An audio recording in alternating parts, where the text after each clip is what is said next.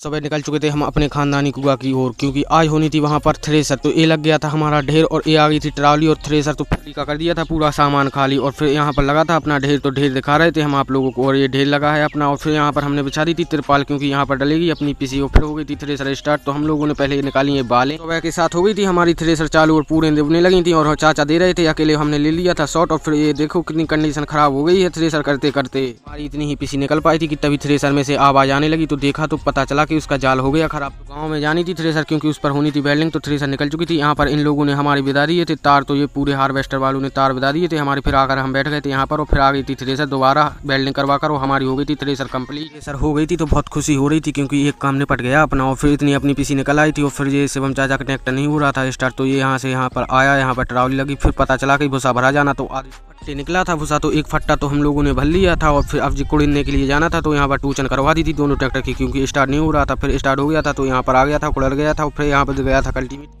का दूसरा फट्टा भरा जाने लगा था। तो वो आधा भर गया था, और हम और चाचा ने ये पूरा फट्टा भर दिया था भूसा का, और कंप्लीट हो गए थे। यहाँ से हम चाचा बुलाने लगे थे, क्योंकि उनका ट्रैक्टर हो गया था बंद। तो फिर कल्टीमीटर खोल कर स्टार्ट करवा दिया था ट्रैक्टर। फिर आ गए थे हम घर पर, क्योंकि नहाना था, दिन कट गया था पूरा काम करते करते। तो